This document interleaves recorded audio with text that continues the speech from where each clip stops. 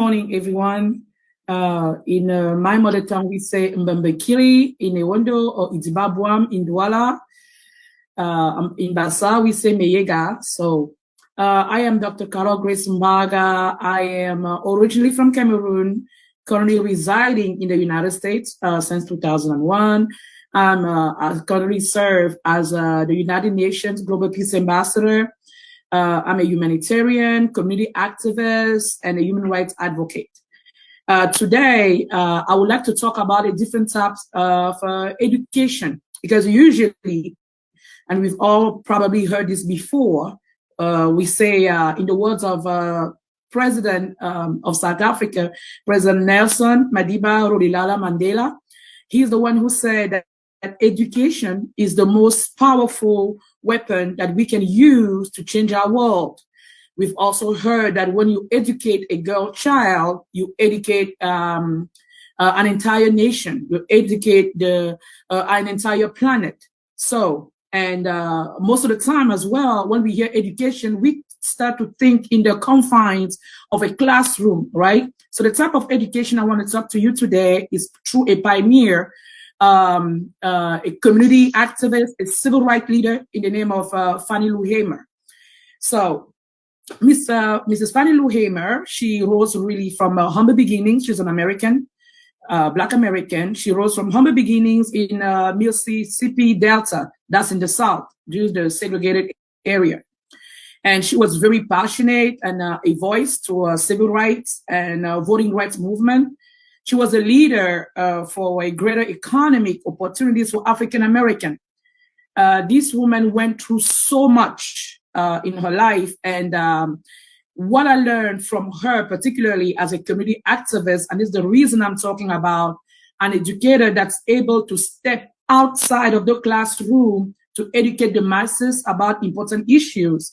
So Mrs. Hammer was this community activist that, even though she did not have the, maybe, if I can say, the educational background that most community activists have today, such as maybe like attending a university to earn a bachelor's degree, a master's, or a doctorate, but she was so passionate about her work, in spite of all the struggles that she had to go through in her personal life, in spite of all the struggles that she had to endure during the extremely racist segregation in the south of the United States. She never, ever, ever gave up.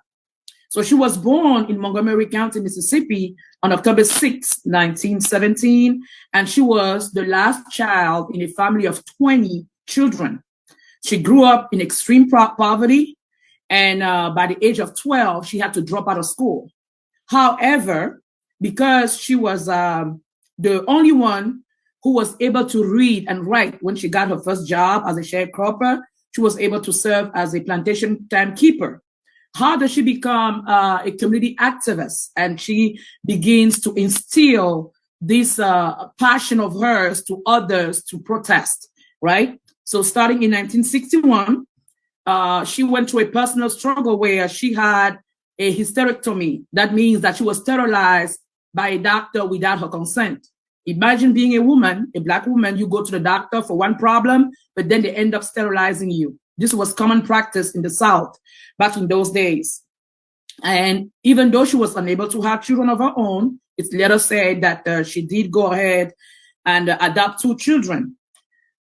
She led a civil rights activist movement by becoming the coordinator of what is called the SNCC.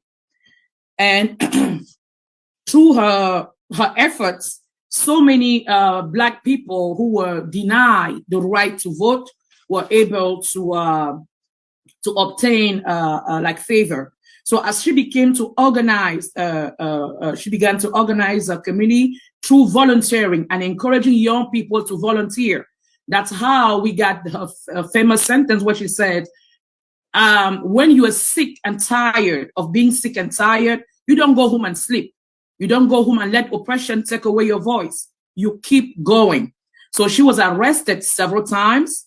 She was beaten up several times, but she never gave up. I got inspired by Fannie Lou Hammer, and I look up to her actually as a role model because her voice back in the day was so powerful that she was supposed to testify before the United States Congress. And President Johnson, back in those days, decided to circumvent the viewership. He got so scared of the population hearing what she has to say that he decided to organize an impromptu meeting at the White House. And that impromptu meeting was televised just to shut her up, right? Fannie Lou Hammer, she never gave up. She still went ahead and testified. She still went ahead and got her point across. And that interview was later on televised. And I am hoping that with our technology, I'll be able to play a little bit of what is it that she had to say. What we are learning from Fannie Lou Hammer's life is that you don't have to be, again, in a classroom. You don't have to hold a chalk. So those of us who are from Africa, the teacher stands and hold a chalk. You want an educator with everything that empowers you. You are an educator for young people, for the masses, based on what is it that you are passionate about. You don't need to have high credentials. You don't need to have high educational backgrounds. As long as you stand up for what is right, as long as you are able to speak up for the voiceless, you are educating. Usually we say in our common conversations, like, whatever is it that passionates you, you never know who is it that you are inspiring. Can you imagine this woman, by the time she was being a voice for voting rights in the South, I wasn't even born yet. My father is born in 1956. My mom is born in 1962. So probably both my parents were just in elementary school when she was going through the civil rights movement struggles. But then fast forward 60 years later, here I am, an immigrant from Cameroon. I am being inspired by her. I'm being inspired by her legacy. I'm being inspired to never give up. I'm being inspired to stand up for the rights of Blacks through volunteering and human rights advocacy.